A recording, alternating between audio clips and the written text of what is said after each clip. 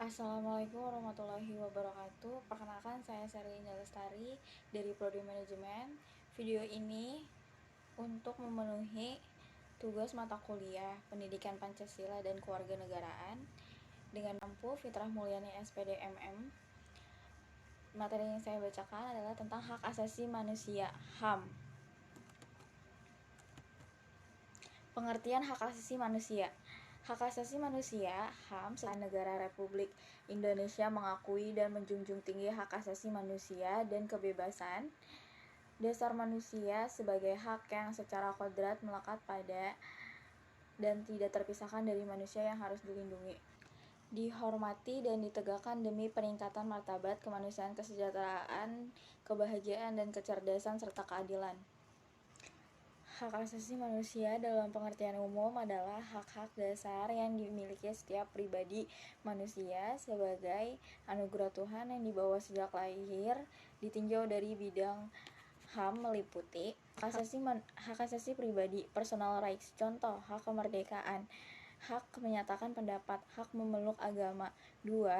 Hak asasi politik, political rights, yaitu hak untuk diakui sebagai warga negara, misalnya memilih dan dipilih, hak berserikat dan hak berkumpul. 3. Hak asasi ekonomi, property rights, misalnya hak memiliki sesuatu, hak mengarahkan kerja. 4. Hak asasi sosial dan kebudayaan, social dan cultural rights, misalnya mendapatkan pendidikan, hak mendapatkan santunan, hak pensiun, hak mengembangkan kebudayaan dan sejarah. HAM. Pada umumnya, para pakar Eropa berpendapat bahwa lahirnya HAM dimulai dengan lahirnya Magna Carta pada tahun 1215 di Inggris. Magna Carta antara lain merencanakan bahwa raja yang tadinya memiliki kekuasaan absolut, raja yang menciptakan hukum, tetapi ia sendiri tidak terikat pada hukum, menjadi dibatasi kekuasaannya dan mulai dapat dimintai pertanggungjawaban di muka umum. Dari sinilah lahir doktrin raja tidak kebal hukum lagi dan mulai bertanggung jawab kepada hukum.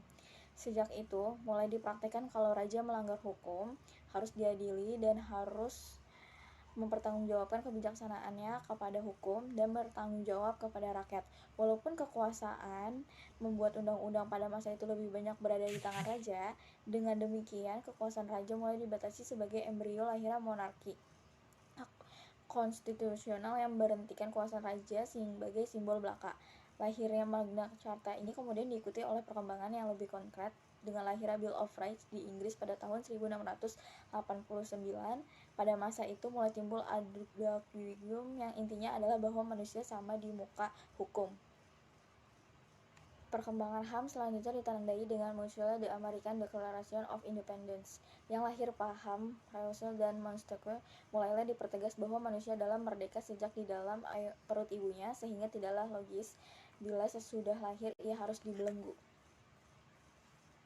Pada tahun 1789 lahirlah The French Declaration, di mana hak-hak yang lebih rinci lagi melahirkan dasar the rule of law, antara lain dinyatakan tidak boleh ada penangkapan dan penahanan yang semena-mena, termasuk ditangkap tanpa alasan yang sah dan ditahan tanpa surat pemerintah yang dikeluarkan oleh pejabat yang sah. Dinyatakan pula presumption of innocence, artinya orang-orang yang ditangkap kemudian ditahan dan dituduh berhak dinyatakan tidak bersalah sampai ada keputusan dengan pengadilan yang berkekuatan hukum tetap yang menyatakan ia bersalah. Dipertegas juga dengan freedom of expression, freedom of religion, bebas menurut keyakinan agama yang dikehendaki. Pengelompokan HAM. Hak sipil dan politik. Hak yang dimaksud di sini adalah hak setiap manusia untuk menentukan nasib hidupnya masing-masing dengan tidak adanya intervensi dari negara kecuali dalam hal penguasaan. Hak untuk hidup nyaman, aman, dan tentram dengan adanya jaminan dari pemimpin negara terhadap warga negaranya. Hak untuk tidak dihukum mati, karena pada masa sebelum adanya undang-undang tentang HAM banyak pemimpin semena-mena membunuh orang lain tanpa hukum yang jelas. Hak untuk tidak disiksa, hak atas peradilan yang adil. Hak ekonomi, sosial, dan budaya. Hak yang dimaksud di sini adalah hak untuk bekerja, karena setiap manusia memiliki tanggung jawab untuk memenuhi kebutuhannya sendiri. Hak untuk mendapat upah yang sama, maksudnya bahwa tidak boleh ada diskriminasi pemberian upah yang sesuai kemampuan. Hak atas kesehatan dan perumahan. Hak pembangunan. Hak yang dimaksud di sini adalah hak untuk mendapatkan rumah yang layak, hak untuk memperoleh lingkungan yang sehat, hak untuk mendapatkan layanan kesehatan yang layak. Periode tahun 1945 sampai 1950. Pemikiran HAM pada periode awal kemerdekaan masih menekankan pada hak untuk merdeka, hak untuk berserikat melalui organisasi politik yang didirikan, serta hak kebebasan untuk menyampaikan pendapat terutama di parlemen.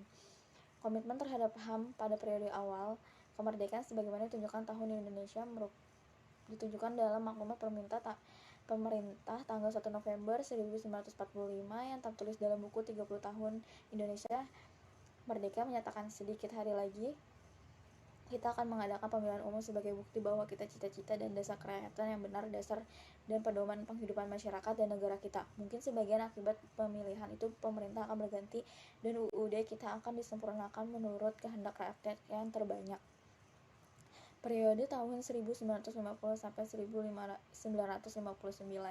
Periode 1950 sampai 1959 dalam perjalanan negara Indonesia dikenal dengan sebutan periode demokrasi parlementer. Pemikiran HAM pada periode ini mendapatkan momentum yang sangat membanggakan karena suasana kebebasan menjadi semangat demokrasi liberal atau demokrasi parlementer mendapatkan tempat di kalangan politik elit.